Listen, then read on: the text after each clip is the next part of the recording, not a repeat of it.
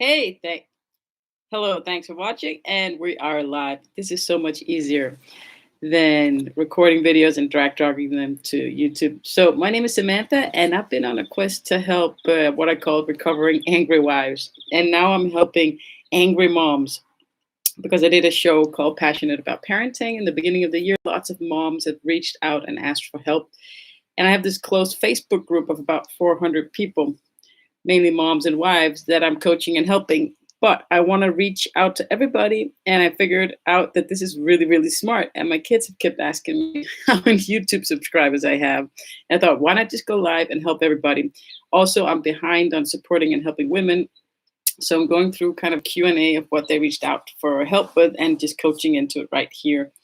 And just in the hope of reaching out to moms who need to hear this, and you guys can share. So today I am looking at something that really touched my heart. It is a mom from Europe who's living with the father, and she wrote to me what she wanted help was slowing down and letting the child do things by himself. My cup gets empty really fast, and I don't know how to fill it. I want to be an idol for my child, a person who has emotions and shows how to deal with big feelings. And I could just feel that, yeah, I want to help each and everybody. And if you don't know my work, I teach 12 steps that used to be called the 12 steps to make love not war, obviously for your partner. And you can also use it in corporate, really. And to deal with our kids, I also call it lead with love. I changed it from make love not war to lead yourself with love instead of fear and insecurity. So that's what you really learn when you do these steps. And the first one, just like AA, is called admit and acknowledge. So this woman, this mother right here, she did the first step. She and everybody does that, reach out. They ask for help and they're honest and they admit what's going on. They're angry. They yell at their kids and they really want to stop. So congratulations for doing the first step and being honest and asking for help. And so how do you let the child do things by himself? Here's what I am tapping into right now, and you get to learn the same thing over and over again, which is, where does my impatience come from?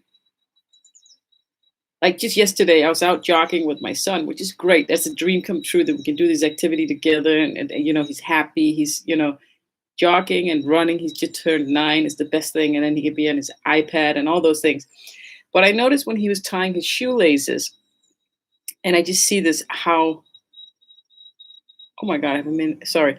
I have a client meeting in 5 minutes. I didn't realize. I notice how impatient I get, or have been getting, and I'm conscious of it. And where does that impatience come from? It comes from a lack of trust.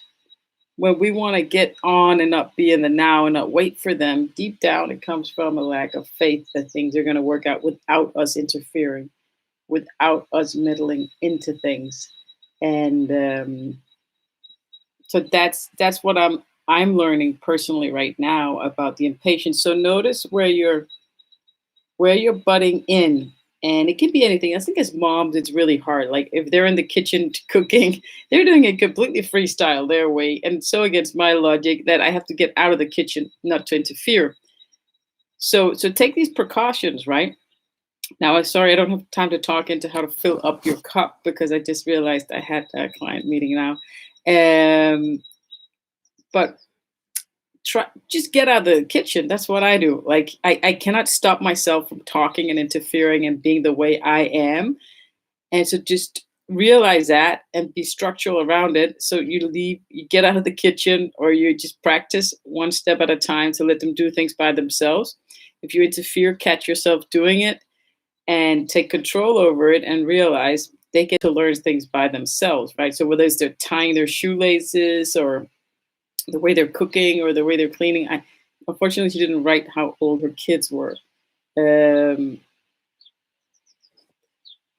but slowing down and letting the child do things by himself, everything is about leading yourself. So when I teach leadership, even in corporations, it's about leading yourself. It's never about what the other person should or shouldn't do. So if you can let go of that thought of what should the kid do, should or shouldn't do, they need to get out of, get to school on time.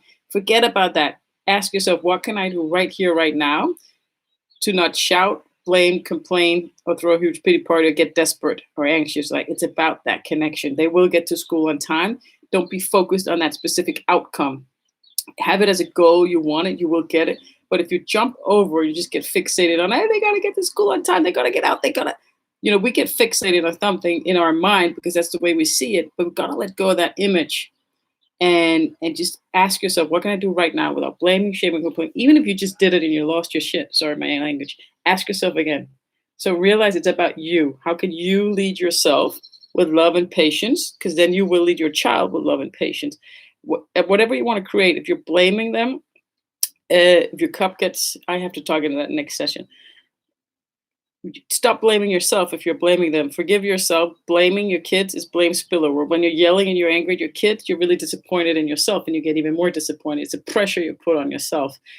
I will talk more into that because that requires a little more explanation. So slowing down, letting the kids just practice. Let that be your thing for the next week, that you practice and letting them do the things themselves. And lead yourself with patience and love, and notice when you're leading out of fear and insecurity, because when we're not patient, we're leading ourselves with that from fear and insecurity. Just notice those two differences. When is it love and trust that you're leading from? And 9 out of 10 times it's fear and insecurity. They're going to be late for school. They're not going to like what I put in the lunch box. That happens to me, and my oldest son will not eat anything because I care too much about it or something.